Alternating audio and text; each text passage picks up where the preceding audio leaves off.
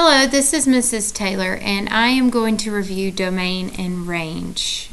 To start with, a few little details we established in class. Domain is your left to right behavior of your graph. Range is the bottom to the top.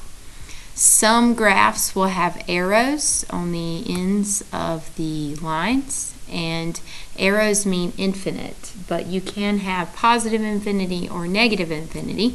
So if there are arrows on the right or the top, that's positive because those are positive values in that direction. And then if the arrow's on the left or bottom, that's negative infinity because that's in the negative direction. For this graph in particular, if you look really closely at these ends here, it's really hard to know if that graph continues on or not. For purposes of this video, we are going to put arrows on the ends because we need to discuss what that looks like when you find domain and range. To review whether or not a graph is a function, the tool that we use is the vertical line test. So that test states that if I take a vertical line and I pass it from left to right along the graph, so if I have myself a vertical line here and I slide left to right along the graph, there is no place where this vertical line touches my graph more than once. In other words, every x value has only one y value. And so is it a function? Yes, it is. The other concept reviewed here is whether it's continuous or discontinuous. So continuous is if I trace the graph with the pencil, do I have to lift it to trace it? If no, then it's continuous. So if I start on the left and I trace my graph, I never have to lift my pen or pencil to draw that. So it would be continuous. Now, domain and range. Left to right, bottom to top. So what I do is I create these little barriers that kind of enclose my graph on the left and on the right. And so on the left here, I have this arrow, and on the right, I have an arrow. And remember, arrows mean infinity or negative infinity. The arrow on the left would be negative infinity, and the arrow on the right would be positive infinity. So if I were to write that as an inequality, it would look like this. Negative infinity is less than x, which is less than infinity. Visually, it matches the idea that x's are between negative infinity and infinity. And if you always set it up as a low to high, it will always be less than, less than. Few more details that we've reviewed in class. Infinity never has an equal to in your inequality because infinity is not an actual number, so it can't equal infinity because infinity is a concept, not a number. Also, typically on a multiple choice, you probably won't see it written this way. When there is no limit to what it can be, usually you see it as all real numbers. So even though this version is absolutely correct, in multiple choice, more than likely it will say all real numbers instead. Now for range. So let's go for range. We will say bottom to top. So my bottom part of this function or this graph is here down at this point, and then the top is up here. And if I label what those are, the bottom value is here on the y-axis, which is at negative 1, negative 2, negative 3, negative 4. And the top value, well, at the top there are arrows, and top arrows are infinite. So I would have positive infinity up here on the top part of the graph. And so writing that as an inequality would look like this. Negative 4 is less than or equal to y, which is less than infinity. Again, visually it matches up with all the y's being contained between negative 4 and positive infinity. The reason that negative 4's relationship also includes the equal to is because there's no open circle at the bottom of this graph. And so negative 4 would be included, which is what that little line means. It could be either negative y could be greater than or equal to negative 4. Now, again, on a multiple choice, it's probably not going to look like this with the infinities. What they're going to do is they're going to chop off the infinity part and just give you the inequality with the y and whatever that other number is. Now, again, they won't write it with the y being at the end. Typically, it's written first. And so what they would do is they would flip the entire inequality around. They would move the y to the front, they'd flip this less than and make it greater than, and then they'd have that negative 4.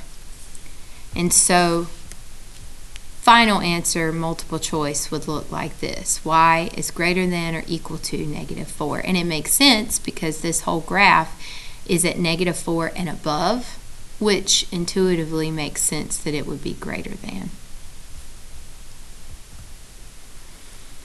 Now, with this graph, we're going to use the same concepts. It's still left to right, bottom to top.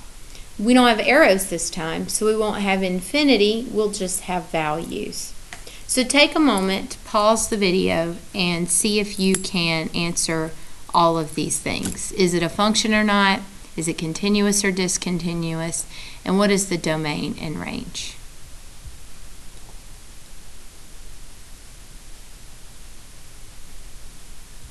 If I want to determine if it's a function, I would use a vertical line, and I would slide it left to right along my graph, and if that line only touches the graph in one place the entire time, it is a function. In other words, every x value has only one y value. So is it a function? Yes, it is. If I trace the line from beginning to end, I never have to lift my pencil to get to the end, so it is continuous. Domain is left to right. So on the left, I create this little barrier, and on the right, I create a little barrier. And that is the two values that this entire graph is between. On the left, if I look down at this x-axis, the x value is negative 8. And on the right, looking down at the x-axis, this is at positive 9.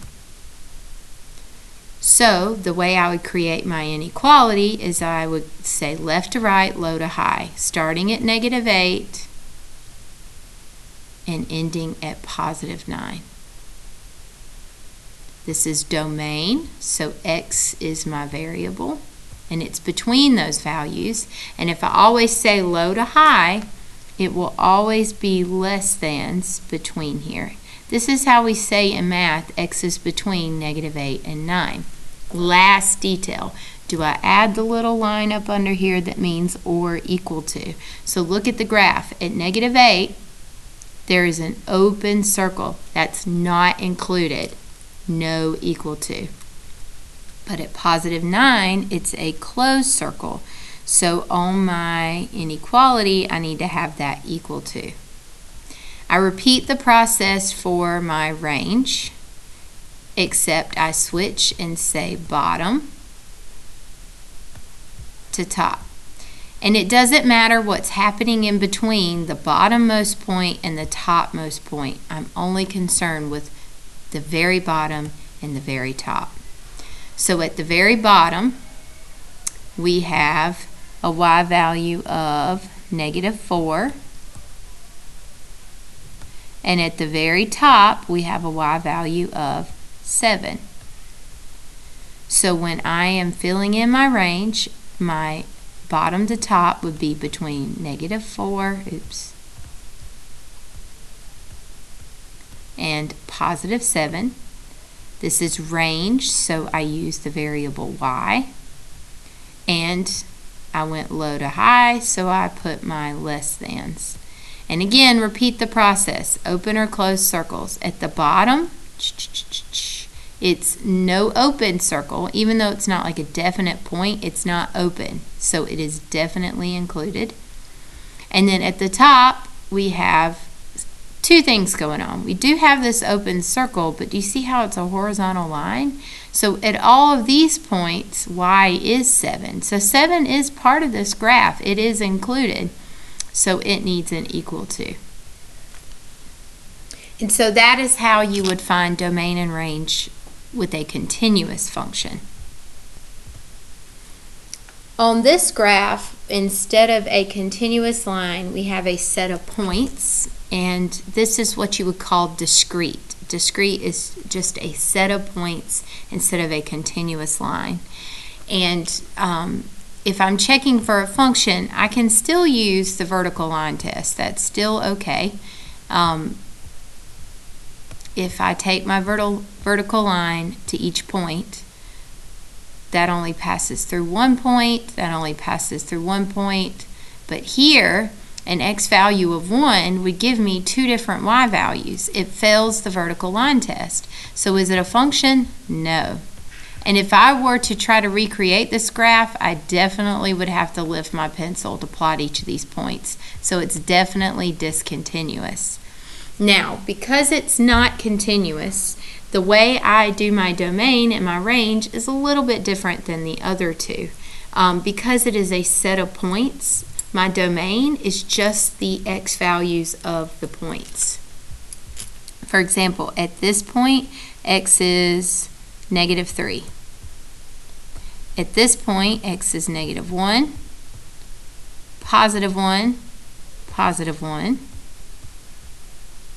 +3, and +4. So when I write my domain, that's what my domain is. And when we're listing like this, we use braces to show that it's a list.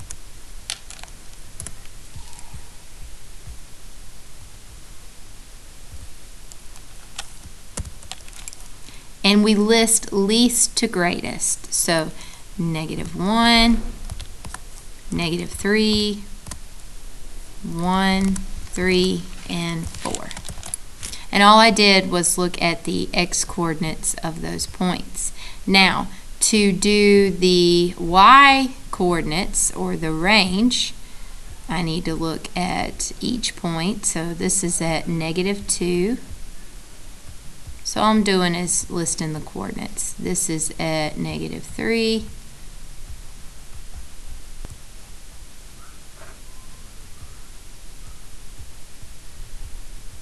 This is at 1, -1. This is at 1, 2. 3, 1. You'll have to excuse my handwriting. I'm using the mouse.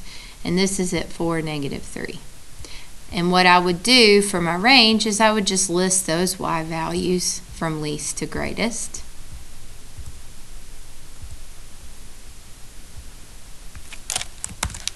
And so I would start at the bottom and work to the top. So -3, -2, -1, 1, and 2.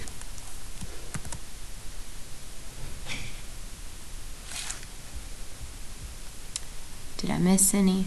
Let's see. Nope. I'm good. So that is how the domain and range looks is if you have just a set of points, discrete points. So now you have some examples. See if you can do the rest of the sheet, and good luck on getting some bonus points.